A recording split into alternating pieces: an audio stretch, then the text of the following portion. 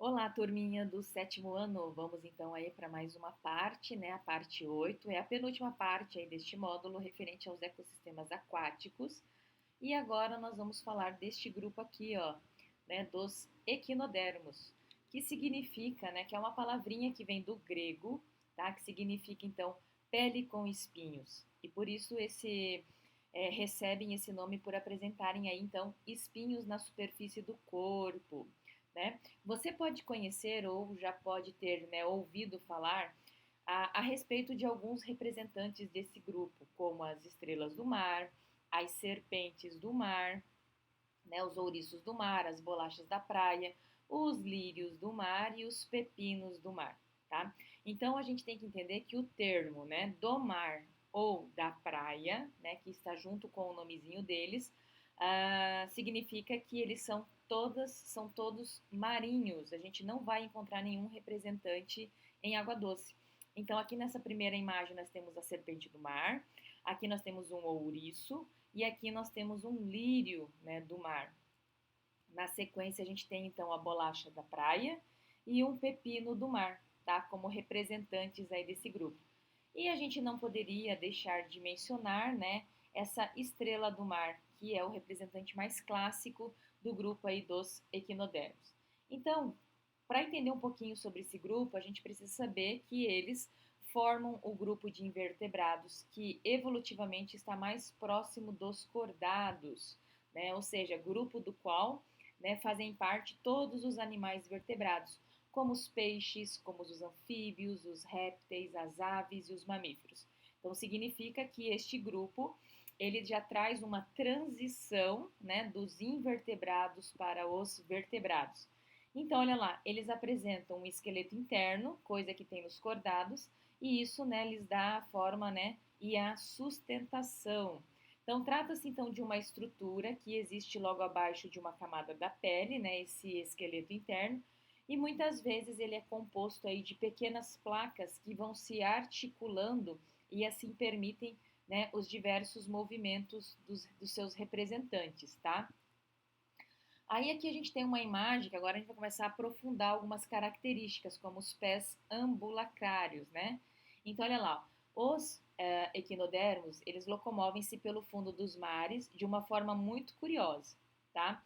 Podem nadar, como alguns lírios do mar, ou usar aí os pequeninos e numerosos pés ambulacrários, que são essas estruturas aqui, ó, meio transparentezinha que está aparecendo aqui, que ficam então na parte de baixo do corpo em contato com o substrato, né? E aí, como exemplo, a gente pode falar das estrelas do mar, serpente do mar, ouriço do mar e as próprias bolachas da praia, tá? O movimento então dos pés ambulacrários, né, faz com que esses animais eles possam então se deslizar, né, pelo substrato e se fixem nele e também ao auxiliar a levar alimentos até a boca. Então, esses pés ambulacrários ajudam eles a deslizar ou a se fixar no substrato e também podem ajudar aí a levar algum alimento para a boca, né? No caso das estrelas do mar, né, que são predadoras e carnívoras, né, pois se alimentam de invertebrados, preferencialmente a gente pode mencionar caramujos, mariscos e crustáceos, também se alimentam de outros equinodermos e de peixes. Então, as estrelas do mar, elas são praticamente carnívoras, né? Algumas conseguem abrir a boca, né? Algumas conseguem abrir aquela conchinha da ostra, certo? Ou do mexilhão, de um marisco, e aí introduzir parte do seu sistema digestório, no caso o estômago. Então a gente está entendendo que ao abrir a conchinha, né? Aí a estrelinha do mar joga ali o estômago para dentro, né? Esse órgão então atua na digestão de todas as partes moles, né, desses moluscos, que são em seguida então absorvidas aí pela estrela do mar, né, pelas estrelas do mar. Perfeito? Mais um detalhe, olha lá, as placas raspadoras que a gente encontra então aí, ó, nos ouriços, né?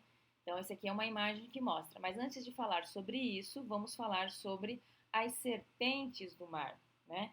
São chamadas aí devido ao seu movimento serpenteantes, né, dos seus braços muito finos, então elas se mexem muito rápido. Elas se alimentam assim, né, como a maioria dos lírios do mar, filtrando partículas presentes na água, tá? Então as serpentes do mar filtram, né? Já os pepinos alimentam-se de algas ou de restos de outros animais no fundo, e os ouriços, que nós temos representado aqui, possuem então ao redor da sua boca um conjunto de placas raspadoras, olha que legal, que são usadas aí para raspar algas, corais, né, e esponja. E para a gente terminar, nós temos aqui, ó, essa informaçãozinha aqui, ó, estrelas se regeneram. Os equinodermos possuem, assim como as esponjas e as planárias, a gente ainda não falou das planárias, né? Que na verdade é um conteúdo que vocês vão ver no ano que vem, no 8º ano, tá? Vocês vão falar de vermes lá. Uma capacidade muito grande de regenerar partes perdidas ou danificadas. As estrelas do mar, quando perdem um ou mais braços ao fugir de um predador, podem regenerá-los. E algumas vezes as partes perdidas podem originar em uma nova estrela do mar. Incrível, não? Bom, essa partezinha final só funciona se essa parte que ficou destacada, né, ela tiver aí, ó, uma porção desse disco central. Se for só o bracinho que ele perdeu, que ela perdeu ali fugindo de um predador, esse bracinho se recupera. Agora, se essa estrutura pegar um pouquinho aqui dessa parte central, ela consegue se regenerar por completo. Perfeito? Pessoal, o que eu queria falar com vocês era isto e eu aguardo vocês então numa próxima oportunidade. Tchau, tchau.